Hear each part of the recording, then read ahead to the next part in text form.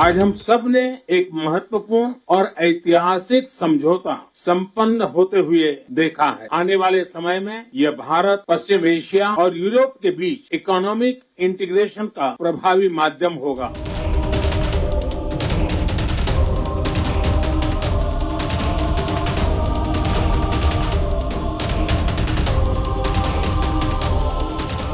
We're focusing on regional infrastructure projects that deliver results across multiple countries and in multiple sectors. And today I'm proud to announce that we've finalized a historic agreement for a new India, Middle East, Europe economic corridor.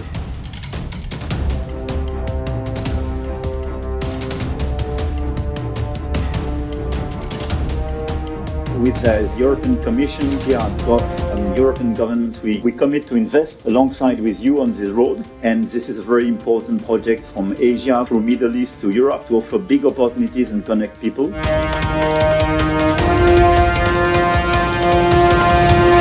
Welcome, this is Najma Minhas with GVS Dialogue.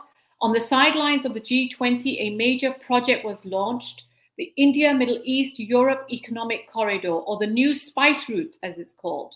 Joining me to discuss this is Professor Askary from the Belt and Road Institute in Sweden. Professor Askary, thank you for joining me. Thank you very much, Najma. I'm happy to be with you. Professor, if we can start off with, have any further details been announced about the project? And if you can go into some of those details.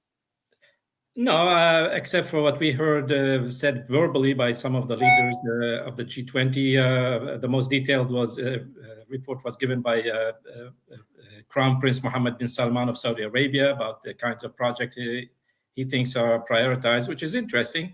But there are no details of the memorandum of understanding. It's a memorandum of understanding. It's not a contract. It's not an agreement. And there are many doubts about if this is going to fly or not, because there's an attempt to reinvent the wheel, which is more geopolitics than economics. This is not really a serious proposal. It implies that there is no other project in the region, nothing is happening in the region, and therefore the United States is gracefully helping everybody to build things which the United States cannot build in the United States itself. So right. There are a lot of doubts about this. Breaking down into some of those details, the project has announced that it's going to consist of shipping lines, railway line, roads, some data cable. Yeah, the idea is that you will have a trade corridor between Indian ports and the west of India to the United Arab Emirates, ports like Jebel Ali in Dubai or Khalifa port in Abu Dhabi, and then that the shipments will move on to rail in the United Arab Emirates, Saudi Arabia, cross the border to Jordan. By the way, Jordan was not invited to signing the memorandum of understanding, which makes it more absurd, and then into Israel, where there are a couple of ports on the Mediterranean, and then from the Mediterranean, the goods will be shipped once again on ships and sent to Europe. This is the general outline. There are also, of course, so-called fiber optic cables, green technology issues, and so on. Now, my major view of this, of course, is that this is it's more geopolitics. It's a political project. It's not really an economic project, because there are economic projects already on the ground, and the Saudi Arabia and the United Arab Emirates and Israel are actively participating in them. These are part of the Belt and Road Initiative launched by China. India and the EU are welcome to participate in these projects and enhance them and improve them and bring technology and investments into that. So do you think they're not economically feasible, these projects? Well, there are two big issues here. And I just wrote an article today. I call it the India, Middle East, Europe corridor is a fraud. And I have a physical economic analysis. Now, it's quite absurd if the purpose of this is to have trade between India and Europe going through the so-called Middle East. I don't like the term Middle East. It's West Asia. Middle East is a British colonial term. It doesn't exist in reality. Right. But the idea that you go take containers, for example, from India and unload them in the United Arab Emirates and put them on rail, and then once again, they will go through 4 countries, and you don't really understand how these will work. There are no railways yet. Jordan, there are no railways, but you will have to cross borders of 4 countries, and then once again take the containers and ship them, put them on ships, and then send them to Europe. Now, there are already trade routes. If you want to have a smooth shipment, you can go from India through the Red Sea, through the Suez Canal, and into Europe. This is the most smooth and least costly. People assume that it's for free to unload at the ports in Dubai. Everything is for free, and then the railways are free, running the railways, building the railways, maintaining the railways, operating the railways, fueling the railways. All these things are for free. That's not the case. So if you take these containers, for example, if you take a ship, which one of the modern mega ships, which are called post-Panamax super, container ships, they take 20,000 containers, like the 20-foot container, 20-foot equivalent units. Mm-hmm. Now, I made a calculation in my article. If you take all these 20,000 containers and you offload them in Dubai on a train, what you will need is like 250 trains.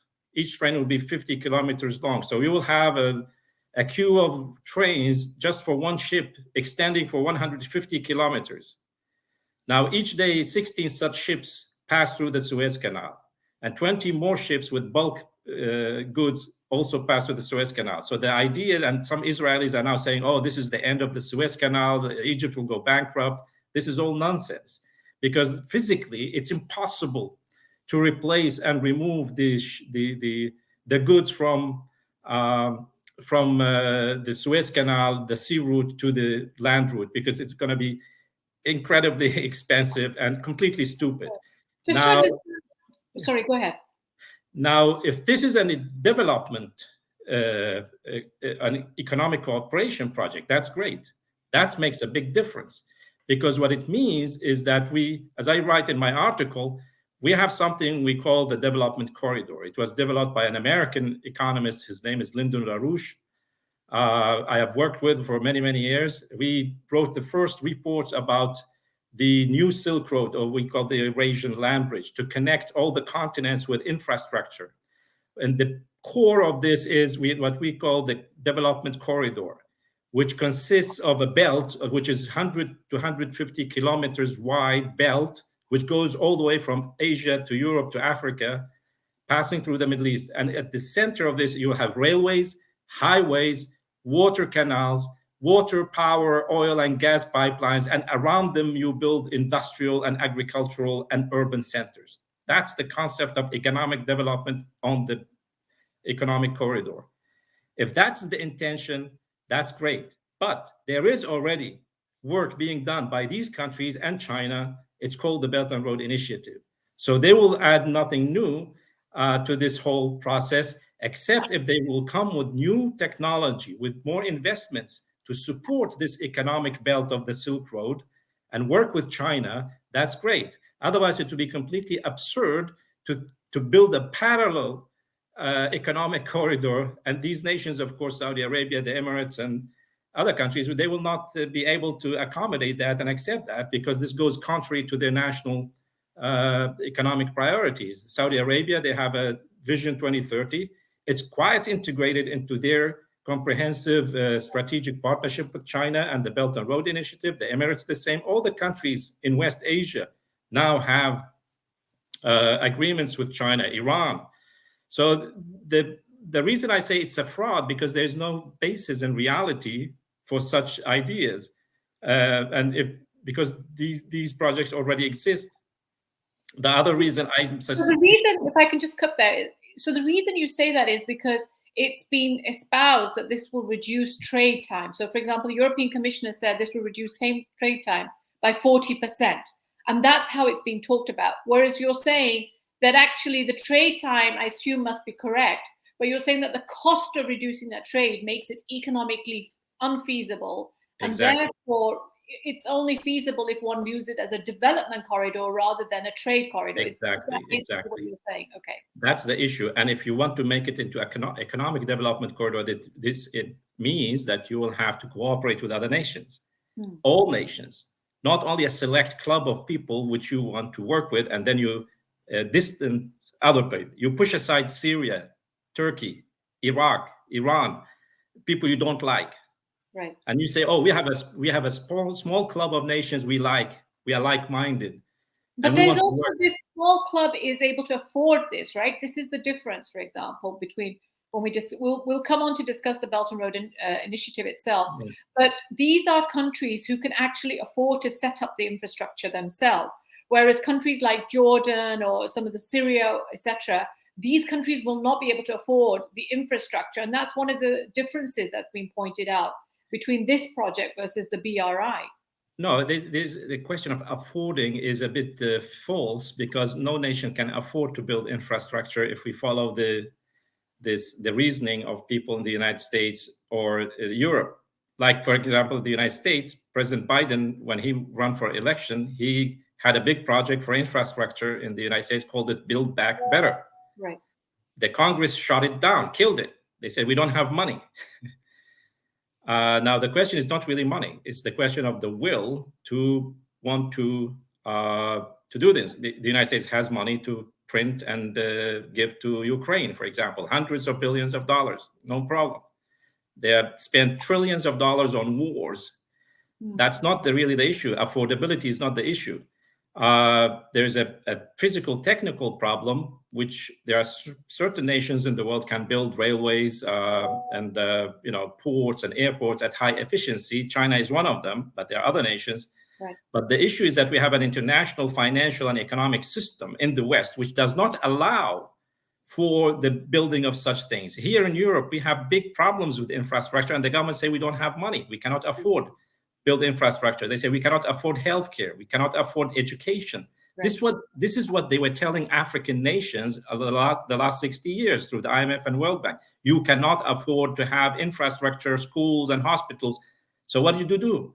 Now, China and this new system we are talking about, new order, say, no, you create the credit necessary to afford these projects. They call it credit or debt.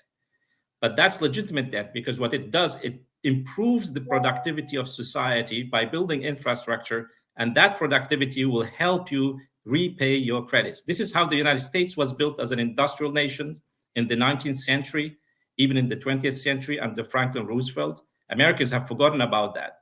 This is how Europe was built after World War II. Everything was government-centered, state-centered, state-financed. But this legitimate debt that you're referring to, that this is a legitimate way to grow, has actually created issues. I mean, we know that Pakistan has issues paying back that debt. Sri Lanka is a test case for the failure that has happened. That's not true. Pakistan has no debt to China, really. Sri Lanka's debt to China is only 10% of its debt. So you're saying this argument 90% of Sri Lanka's debt and 80% of Pakistan's debt is owed to Western financial institutions, not to China. And China's projects in Pakistan, for example, mostly, especially the power plants, are investments. They are not financed by loans. China is building them on their own, and with the hope that by selling the energy to the Pakistanis, they can regain their money. It's the same in Sri Lanka. So this is not true. But the real debt trap was set to Pakistan and Sri Lanka and most nations in the developing world by Western powers through the IMF and World Bank conditionalities. And their resources were being drained while they had to keep paying back the interest rates and the debt, and it keeps growing. That's what China is breaking, because all that debt which was incurred, like Pakistan, every year Pakistan used to borrow 12 to 14 billion dollars. I have done research on that, including from British banks like Chartered and Standard and Chartered Bank. They would borrow money at high interest rate to buy oil and gas from Qatar and the Gulf countries for electricity. Now Pakistan will be able to produce its own electricity. So you will save 12 to 14 billion dollars. But the issue, I don't want to go into detail on the electricity issue, because that actually right now is a burning issue in Pakistan, because a lot of those projects were done at dollar rate of returns, which were extremely high, 25, 30%. And the government's ending up now making capacity payments for electricity, which they're not even using in the countries. But to go back to the IMEC right now, so you're suggesting that these projects are not particularly economically feasible. So do you think there's another? What is driving this initiative then? I mean, is there a geopolitical reason for driving Yes, this? the geopolitical agenda is very clear: is to keep India away from the Belt and Road Initiative and cooperation with China, to keep the EU away from China and the Belt and Road Initiative, and they by creating this artificial alliance. Which is not really, feasible. I mean, there are no projects. We are not talking about projects. There are no projects there. I mean, we saw what happened with the Build Back Better World, the EU's great global gate, and all these so-called alternatives to the Belt and Road. They never materialize. These are just words. These are just nice brochures and speeches. There is no real projects being built here. But the question now is, because of India, China have some disputes around border issues. And also the Western powers are frustrated by the expansion of the BRICS nations, the expansion of the Shanghai Cooperation Organization, that they want to divide and conquer. They want to pull India, which is a very important nation in Asia, away from its environment, and creating further conflicts with China, with Pakistan, and with others, to keep the Asia divided. And that's what the issue is. At the same time, they are trying to get Italy, for example, which is a member of the Belt and Road Initiative. The agreement, the MOU, is up to renewal. Now everybody's saying that the Italian Prime Minister is trying to make her mind if she's going to leave. I thought in the G20 she had mentioned she mentioned that fact, and that this kind of project, she is being told, look, we have an alternative to China and the Belt and Road. Come with us. And this is really, I mean, I talked to Italian economic experts, and they say this is a total disaster because China has become very, very important economic partner of Italy. Italy products and trade with China has been increasing.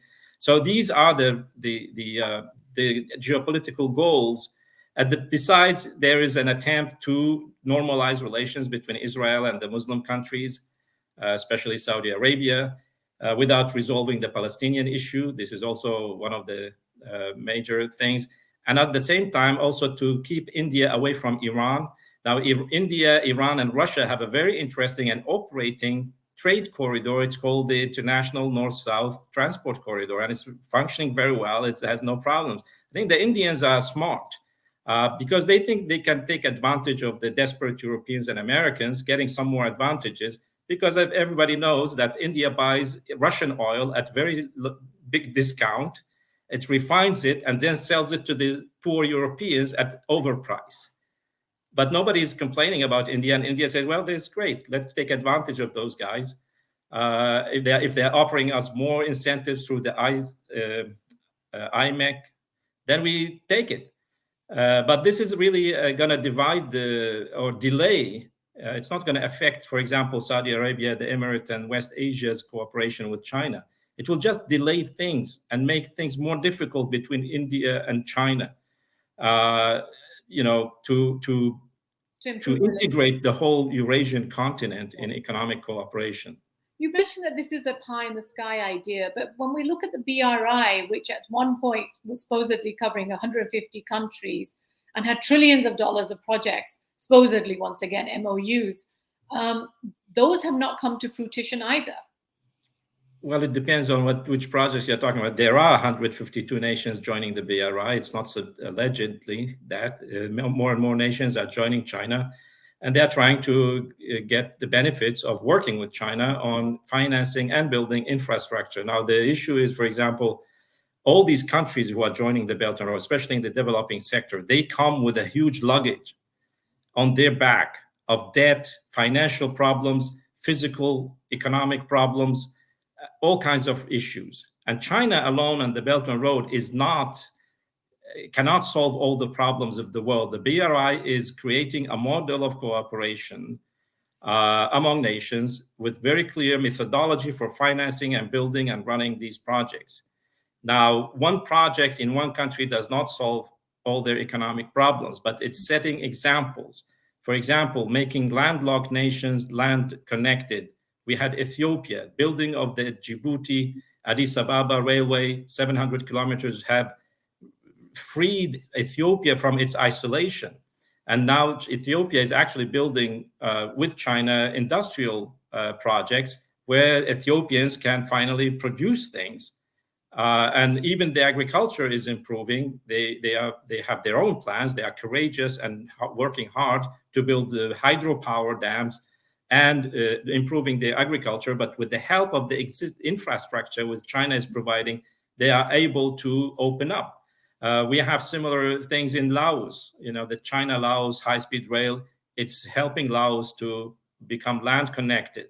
So these things they accumulate. But what we need in the world today is that we have all nations from the West and the East, South and North, to work together. This is our major issue in also I'm a member of the Schiller Institute, because to avoid global war, we need to have global cooperation. If we can get all nations to work together on a new world economic order based on building infrastructure, modern infrastructure, improving industrial and agricultural production, scientific progress, cultural communication, dialogue of civilizations, all these things can help reduce the tension in the world and eliminate poverty and create a more just world economic order. These are the United Nations, but there is disagreement. The United States and NATO and Europe say, no, we will do it our way, the so-called rules-based order, which is not leading anywhere.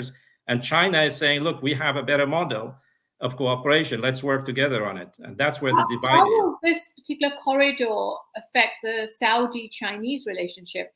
Because in March 2023, earlier this year, the Chinese played a very active role in bringing together Saudi Arabia and Iran. And yet now we're seeing that the Saudis seem to be tilting towards the Western hemisphere in the sense of this particular corridor. I mean, it's a direct competitor, or is being perceived as a direct competitor to the BRI. No, nations like Saudi Arabia have learned very harsh lessons, and they are not playing games anymore. They say, okay, we want to work with everyone. Now, before this March, Iran, Saudi Arabia, which was agreement which was brokered by China, which is an important breakthrough in the whole region. In December last year, if you remember, President Xi Jinping was in Saudi Arabia. He had 3 summits, one with the Saudi king, one with the Gulf Cooperation Council, and one with the Arab world. If people go and check what happened in these summits, what were the ideas exchanged, what were the agreements signed, Saudi Arabia and China signed a comprehensive strategic partnership agreement. There were 30 strategic projects signed, and they were approved recently in the China-Arab Financial Forum, also held in Saudi Arabia. You have all the Arab countries and the Gulf countries, especially Saudi Arabia and Iran. Iran also has a comprehensive strategic partnership agreement. So when people see China going, I saw very silly articles when President Xi Jinping was in Saudi Arabia and signed the comprehensive strategic partnership. And they said, oh, all the analysis in very important think tanks, they say, oh, the Chinese threw the Iranians under the bus. I mean, they don't really understand how the Chinese function. They don't really understand reality. 1 month later, the Iranian president goes to China and signed the same agreement. Iran was accepted into the Shanghai Cooperation Organization. Now, Iran was admitted into the BRICS together with Saudi Arabia and Egypt and the United Arab Emirates, who are supposed to be rival. So this idea, this geopolitical sense that you can side with this, but you cannot side with that, this is finished. All the countries in the Arab world, now they say we, and in Africa, that's why you have all the turmoil in Africa, say we look for our own interest. And whoever presents to us a good deal, we will work with them, but we will not take sides. And Saudi Arabia and the Gulf countries are getting out of the British-American control because they were hit very bad. Also, there were regime change plans, including for Saudi Arabia by the Biden administration of the Democrats. And people don't really know about that because they want to run the affairs of Saudi Arabia and the United Arab Emirates and the Gulf countries the way they wish. And Mohammed bin Salman said, well, enough is enough. We cannot just take that. And therefore, they are acting prudently by saying, look, we don't want to alienate you. You want to work with us, fine. But we have a plan for economic development. We don't want to live off oil, exporting oil forever. We want to take part of that oil and turn it into petrochemical products, plastics, paints, advanced products, and sell it not for $100 a barrel, for $1,000 a barrel of these products. Are you willing to come here and build petrochemical plants, industries in our country? You are welcome. This is what China is doing. They're building the largest petrochemical plant complex in Jizan in Saudi Arabia on the Red Sea and connecting it with ports. And so the Saudis say, look, we can't live on oil forever because we had three big shocks where Saudi Arabia was almost bankrupt in 2014, 2016, and 2020, when the price of oil went below $30 a barrel. You know what happens to those countries when the barrel of oil goes below 50? It's a nightmare. Yep. And therefore, they want to get out of that trap. And they say, we have to build industries. We have to build agriculture. We have to build infrastructure, science, technology.